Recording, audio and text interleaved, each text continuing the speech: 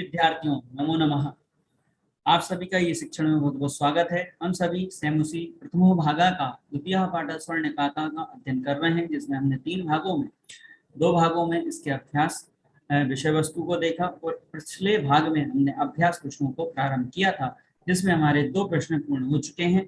आज हम सभी तीसरे प्रश्न का लाभ यहाँ से लेंगे। तो पिछले भाग में हम सभी ने संधि के माध्यम से भी इसको जाना था, यण संधि और गुण संधि के बारे में पढ़ा था।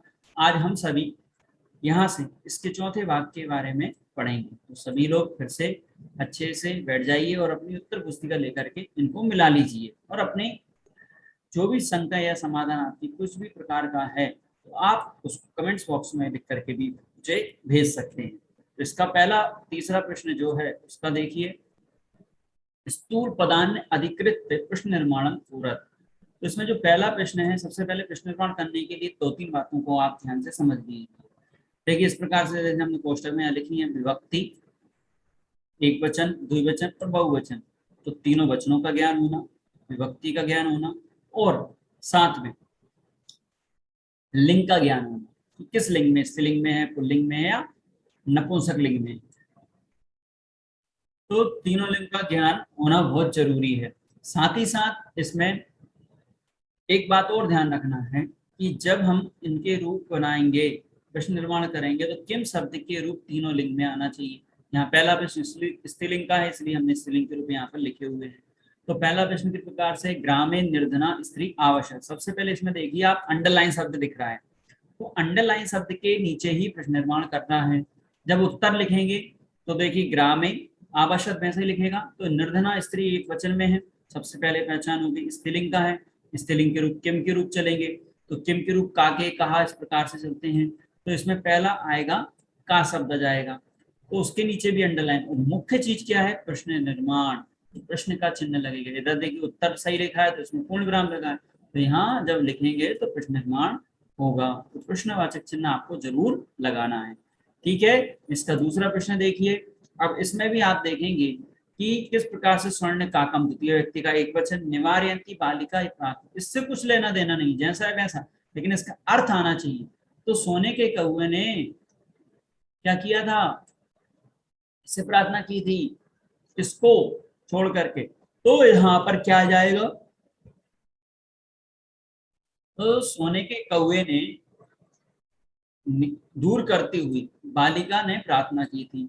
तो यहाँ पर किसको प्रश्न उठता है, तो किसको के लिए पुल्लिंग के रूप में आपको आना चाहिए। द्वितीय व्यक्ति का एक वचन कम का कान बनता है, तो कम यहाँ पर आ जाएगा, एक वचन का है, यहाँ बहुवचन नहीं है ना द्विवचन, इसलिए कम का प्रयोग करेंगे और उसके नीचे अंडरलाइन कर देंगे। देखिए अगला तीसरा देखिए। अब तीसरे में थोड़ा सा हमने विस्तार समझाने की कोशिश की। सूर्य उदयात, तो यहाँ पर पंचमी व्यक्ति दिख रही है। सबसे पहले विभक्तियों का ज्ञान होना बहुत जरूरी। पूर्व में बालिका तत्र उपस्थिता, तो शब्द के नीचे है सूर्य उदयात, के नीचे अंडरलाइन है, तो इसमें कस्मात आ जाएगी पंचमी व्यक्ति का एक वचन। ठीक है, वैसा का वैसा बाकी लिखा रहेगा। ठीक है, इसके बाद देखिए लिंग पुल्लिंग है, व्यक्ति पंचमी है और वचन एक वचन है। इस प्रकार से इनको आप देखते जाइए। चौथा प्रश्न देखिए, बालिका निर्धन मातु दुहिता आसीत। बालिका निर्धन मातु, तो मातु शब्द में पंचमी और षष्ठी व्यक्ति का हमें ध्यान हो रहा है, माता के रूप में आना चाहिए। किसकी पुत्री थी, निर्धन मातु किसकी पुत्री थी, तो कस्या, तो यहाँ पर क्या जाएगा, षष्ठी व्यक्ति का एक वचन प्रयोग होगा, कस्या स्त्रीलिंग के रूप में। किम की षष्ठी बनती है कस्या स्त्रीलिंग में। ठीक है, तो इसमें कस्या आ जाएगा। पांचवा देखिए, लुब्धा वृद्धा स्वर्ण काकस्य रहस्यम अभिज्ञातवती। तो यहाँ पर स्वर्ण काकस्य, तो रामस्य बालकस्य, अस्य दिखता है तो षष्ठी व्यक्ति का एक वचन है, पुल्लिंग का रूप है, तो कस्य कयो के शाम में से क्या जाएगा, कस्य जाएगा। इस प्रकार से एक प्रश्न हुए पांचों प्रश्न निर्माण की। अब इसके बाद आते हैं हम चौथे प्रश्न की ओर, प्रकृति प्रत्यय संयोग का यहाँ पर आपको मिलन करना है। तो उसमें पहला देखिए, प्रकृति प्रत्यय में क्या किया जाएगा, मूल धातु इसमें लिखिए, मूल उपसर्ग मूल प्रत्यय लिखा है। तो जब इसको बनाएंगे तो मूल प्रत्यय में से कुछ लोप हो जाएगा, ला और पा का लोप हो जाता है ले प्रत्यय में, पी उपसर्ग। ले प्रत्यय जहां भी होगा वहां पर उपसर्ग जरूर होगा। देखिए दोनों तीनों में उपसर्ग आ गएगा और बीच में धातु है और पीछे है। जब इसका रूप बनाएंगे कैसा बनेगा, इसमें कत्वा है, कत्वा भी कर के अर्थ में होता है और लेप भी कर के अर्थ में। देखिए कत्वा लेप में अंतर क्या है, कत्वा में उपसर्ग आगे नहीं होता, लेप में उपसर्ग अवश्य होता है। ठीक है, मूल धातु और मूल प्रत्यय इसमें विच्छेद किया जाता है। तो सबसे पहले इसमें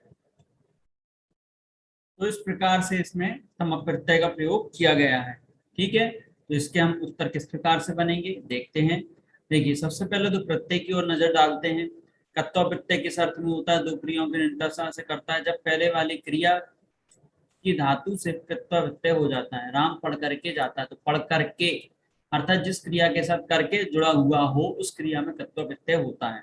कत्वा प्रत्यय के का की संज्ञा होने के बाद त्वा शेष बचता है, जैसे दृश प्लस कत्वा बन गया दृष्टवा। तो इसमें तालव्य को मूर्धन्य हो जाता है, पीछे ताकोट्टा हो जाता है शुक्ल संधि के कारण से, इसलिए बन जाता है दृष्टवा।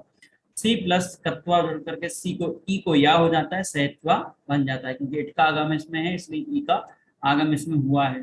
देखिए लेप प्रत्यय में भी सामान्यतः वही नियम है, लेकिन बस इतना सा अंतर है कि धातु से पूर्व किसी उपसर्ग के रहने पर कत्वा के स्थान पर लेप प्रत्यय हो जाता है। अर्थ वही रहेगा जो कत्वा में प्रत्यय था। लेप प्रत्यय में ला और पाकी इस संज्ञा होने पर था, लोप होने पर या शेष बचता है। तो पहचान जैसे बी प्लस लुप बन जाएगा विलोप, निक्षिप लिप बन जाएगा निक्षिप, और आगम प्लस लेप बन जाएगा आगत्य या आगम भी चलता है। दोनों प्रकार के रूप इसमें बनते हैं। ठीक है, तो इस प्रकार से प्रत्यय विच्छेद के रूप बन जाएंगे। तुमन प्रत्यय को भी हम देखें, भविष्य अर्थ में क्रिया अर्थ की क्रिया के आगे होने पर मुख्य क्रिया में तुमन प्रत्यय हो जाता है। जैसे क्रिया का अर्थ है तुमन, तुमन में से क्या शेष बचता है, मुख्य क्रिया के लिए की जाने वाली क्रिया को क्रियार्थक क्रिया कहा जाता है। जैसे वह पढ़ने के लिए जाता है, तो के लिए यहाँ पर तुमन प्रत्यय के लिए प्रयोग किया गया है। तो के लिए अर्थ में तुमन प्रत्यय होता है, उसमें से तुम शेष बाकी बचता है। ठीक है, इस वाक्य में मुख्य क्रिया पढ़ना है और इसकी सहायक क्रिया कौन सी है, जाना, क्रियार्थक क्रिया अर्थात मुख्य क्रिया पढ़ना में तुमन प्रत्यय होगा, और सामान्य रूप से जिस क्रिया के साथ के लिए जुड़ जावे उस क्रिया में तुमन प्रत्यय होगा। तुमन प्रत्यय के तुम शेष रहता है, जैसे रुद प्लस तुमन आया था तो रोदे तुम बनेगा। तो इस प्रकार से इसमें तुमन प्रत्यय के रूप हम देख सकते हैं। तो इस प्रकार से आप देखेंगे कि सभी प्रश्नों के उत्तर इस प्रकार से आपको लिख लेना है। ठीक है, चलिए बच्चों आगे हम चलते हैं 5वें प्रश्न की ओर। इसमें अब प्रकृति प्रत्यय का विभाग करना है। अभी हमने क्या किया था, संयोग किया था, अब विभाग करना है। रोदितुम में रुद प्लस तुमन, दृष्टवा का दृष्ट प्लस कत्वा, वी प्लस लोप, ये मूल प्रत्यय मूल धातु इसमें लिखना है, देखते जाइए। सब हमने पिछले प्रश्न में देखे थे, वही प्रश्न इसके विभाग रूप में आ गए उल्टे करके। ठीक है, तो दोनों प्रकार से इसमें लिखना है। अब इम्पोर्टेंट प्रश्न है आपका 6वां। अधोलिखितानि कथनानि कहा का कम काम चा कथयति, किसने किसको क्या कहा, ये पूरी कथा में आपने सुना समझा तो आपको याद होगा, पता होगा। तो पहला वाक्य था पूर्वम प्राशा क्रियता, पहले सबसे पहले सुबह का नाश्ता करो। तो किसने कहा था, सोने के कौवे ने बालिका को बोला था। तो स्वर्ण ने कहा बालिका, किसको, बालिका को, तो द्वितीय व्यक्ति का एक वचन प्रयोग होगा, बालिका शब्द स्त्रीलिंग है। सूर्य आ तपे तंदुलान खगेभ्यो रक्ष, सूर्य के आताप से अर्थात धूप से तंदुलों को, खगेभ्य अर्थात पक्षियों से रक्षा करो। तो किसने, वृद्धा, निर्धना वृद्धा ने अपनी बालिका को बोला था। तो इसमें किसने किसको कहा, तो इस प्रकार से लिखना है। तंदुलान माम माँ वक्ष, चावलों को मत खाओ, तो बालिका ने सोने के कौवे से कहा था। तो स्वर्ण ने कहा काम अहम तुभ्यम तंदुल मूल्यम दासी, मैं तुम्हारे लिए चावलों का मूल्य दे दूंगा। तो सोने के कौवे ने बालिका को कहा हो नीच का अहम आगता मह्यम तंदुलम मूल्यम प्रक्ष प्रयक्ष, अर्थात हे नीच का मैं आ गई हूँ, मेरे चावलों का मूल्य दो।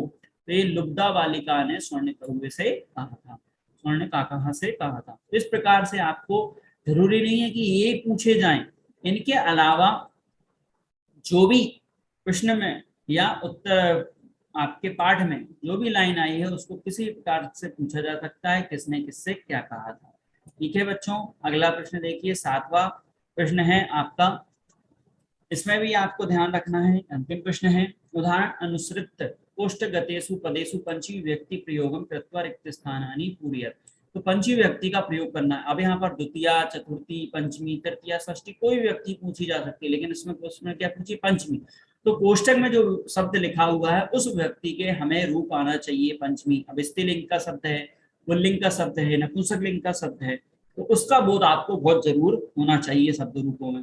तो ये जैसे उदाहरण दिया मूस कहा बिलात वही निर्गच्छति, तो बिल शब्द में पंचमी लगा दी, यहाँ पर उसी शब्द में लगानी है जो शब्द यहाँ पर दिखा है। बिलात बन जाता है, बिलात लिख सकते हैं। जनः रिक्त स्थान वही आगच्छति, तो ग्राम है तो ग्रामात बन जाएगा। नद्यः निश्चरन्ति, तो पर्वतात या पर्वतेभ्य बन जाएगा, क्योंकि पर्वत से निकलती है, पर्वतों से निकलती है। रिक्त स्थान पत्राणि पतन्ति, वृक्षात् पत्राणि पतन्ति, वृक्षों से पत्ते गिरते हैं, या वृक्षेभ्यः पत्राणि पतन्ति, वृक्षों से पत्ते गिरते हैं। बालकः सिंगात विवेति, बालक शेर से डरता है, शेर से, पंचमी लगेगी से अर्थ में। ईश्वरः क्लेशात् त्रायति, ईश्वर क्लेश से क्या करते हैं, त्राय त्राय बोल रहे हैं। प्रभु भक्तम पापात निवारती, प्रभु भक्तों को पाप से छुड़ाते हैं, निवारण करते हैं। इस प्रकार से हम सभी ने इनके अभ्यास प्रश्नों को देखा। आप उत्तर देख लीजिए किस प्रकार से हमें दूरीकरण के रूप में कारक का अपादान संज्ञा होकर के पंचमी व्यक्ति लगती है। देखिए किस किस अर्थ में पंचमी लग रही है यहाँ स्पष्ट कर रहे हैं। दूर होने अर्थ में किसी चीज से, तो गांव से बाहर जा रहा है, यहाँ पर्वत से निकल रही नदी, और यहाँ पेड़ से पत्ते दूर हो रहे हैं, तो दूर अर्थ में पंचमी का प्रयोग होता है।